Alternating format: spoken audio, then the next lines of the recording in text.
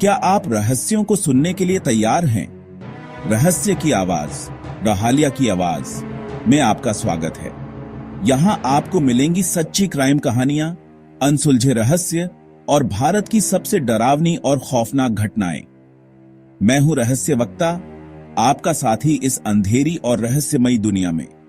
आज की कहानी इतनी भयानक है कि इसे सुनकर आपके रोंगटे खड़े हो जाएंगे। क्या आपने कभी सोचा है कि आपके आसपास के लोग जो बाहर से बिल्कुल सामान्य दिखते हैं, उनके पीछे कितने डरावने राज छिपे हो सकते हैं?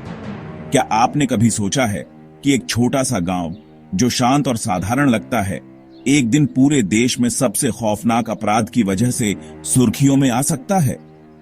क्या आपने कभी सोचा है कि जो लोग आपके पड़ोस में रहते हैं, जिन्हें आप रोज देखते हैं, वो असल में एक भयानक सच को छिपा रहे हों? आज हम एक ऐसे ही मामले को खोलने जा रहे हैं जिसने न सिर्फ एक गांव को बल्कि पूरे भारत को हिलाकर रख दिया।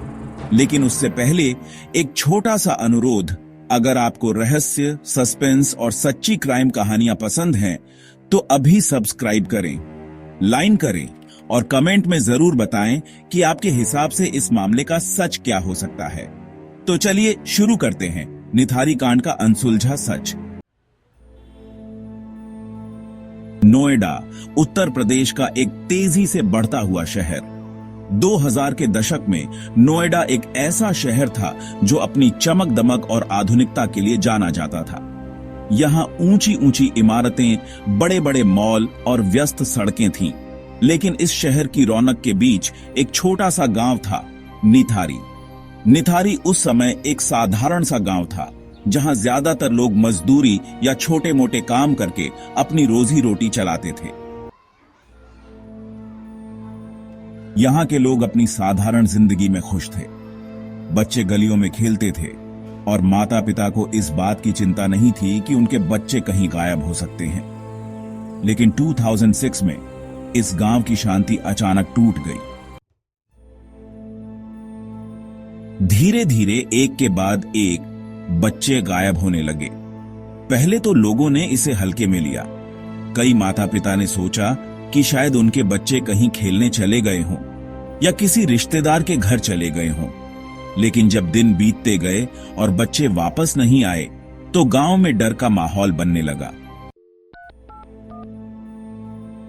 लोगों ने पुलिस में शिकायतें दर्ज करानी शुरू की, लेकिन शुरुआत में पुलिस ने इसे गंभीरता से नहीं लिया। कई लोगों का कहना था कि पुलिस ने उनकी शिकायतों को नजरअंदाज किया क्योंकि गायब होने वाले ज्यादातर बच्चे गरीब परिवारों से थे।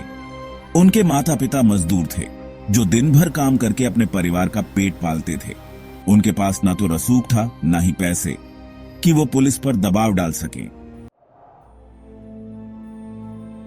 फिर एक दिन दिसंबर 2006 में एक नाले में कुछ ऐसा मिला जिसे देखकर हर कोई सन्न रह गया। वहां मिले कुछ कपड़े, हड्डियां और सामान जो गायब हुए बच्चों के थे। इस खोज ने पूरे गांव को सदमे में डाल दिया। लोगों में गुस्सा बढ़ने लगा और उन्होंने पुलिस पर दबाव डाला कि इस मामले की गहराई से जांच की जाए। पुलिस अब हरकत में आई और उनकी नजर एक घर पर पड़ी, D5 सेक्टर 31। इस घर में रहते थे दो लोग, सुरेंद्र कोहली और मोनिंदर सिंह पंधेर। सुरेंद्र कोहली इस घर में नौकर था और मोनिंदर सिंह पंधेर मालिक। मोनिंदर सिंह एक अमीर और रसूखदार बिजनेसमैन था जो अक्सर विदेश यात्रा करता था। वहीं सुरेंद्र कोहली एक साधारण सा नौकर था जो गांव वालों के लिए बिल्कुल सामान्य लगता था।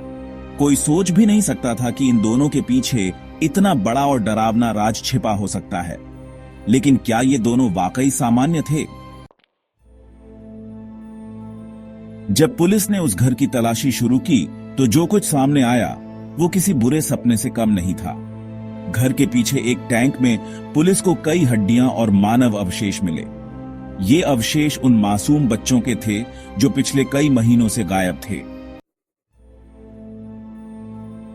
पुलिस ने जब सुरेंद्र कोहली से पूछताछ शुरू की तो उसने कुछ ऐसा कबूल किया जिसे सुनकर हर कोई हैरान रह गया।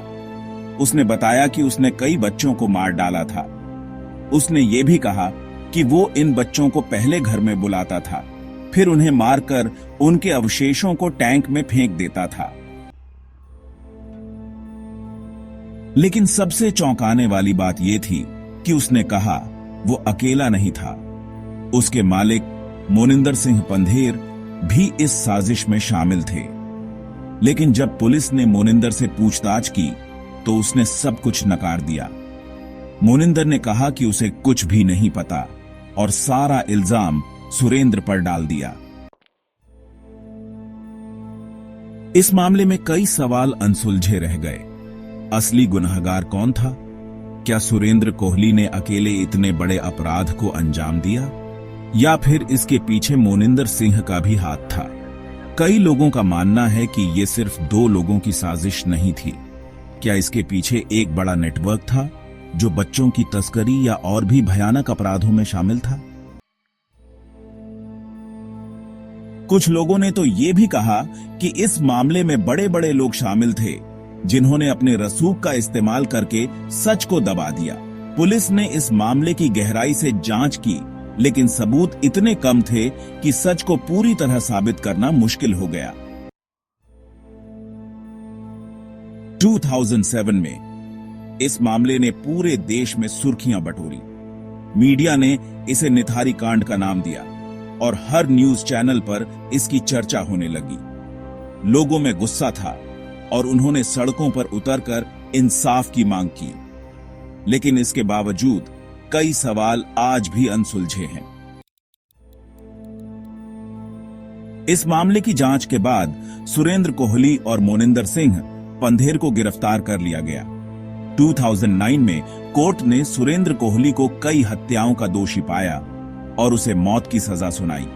लेकिन मोनिंदर सिंह पंधेर का मामला इतना आसान नहीं था।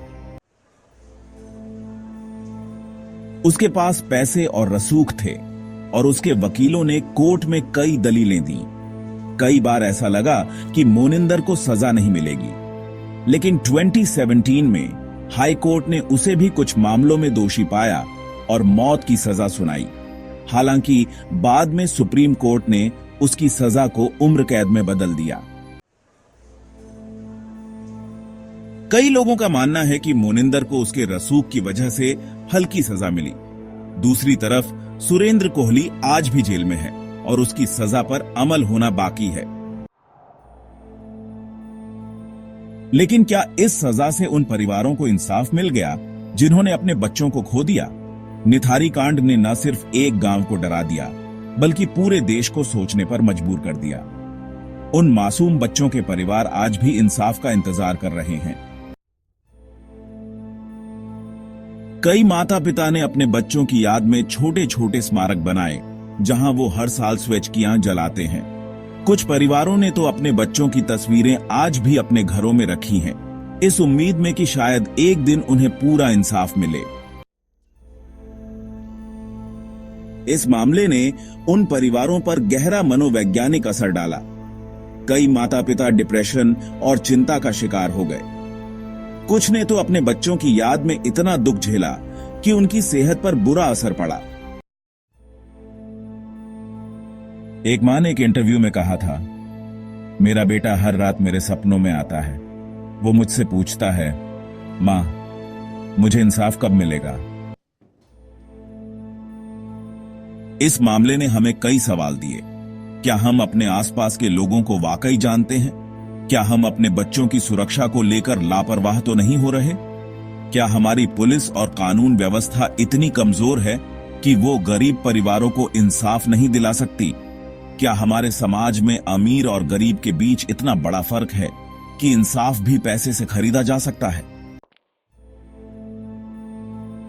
शायद नहीं, लेकिन एक बात तो साफ है, कभी कभी सबसे डरावने सच हमारे सबसे करीब छिपे होते हैं। निथारी कांड ने हमें यह सिखाया कि हमें हमेशा सतर्क रहना चाहिए। कभी भी किसी पर आंख मूंद कर भरोसा नहीं करना चाहिए। इस मामले ने भारत में बच्चों की सुरक्षा को लेकर कई सवाल खड़े किए।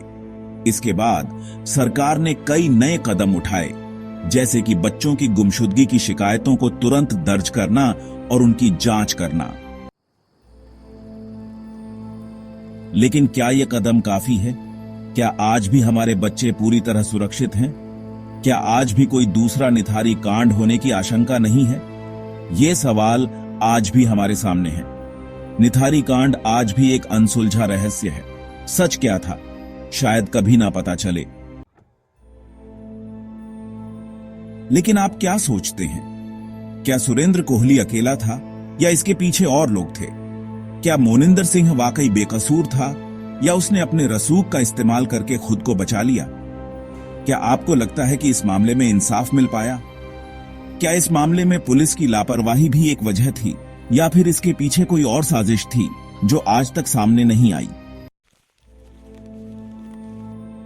क्या आपको लगता है कि इस मामले में बड़े बड़े लोग शामिल थे जिन्होंने सच को दबा दिया? क्या आपको लगता है कि आज भी ऐसे अपराध हो रहे हैं जिनके बारे में हमें पता नहीं चलता?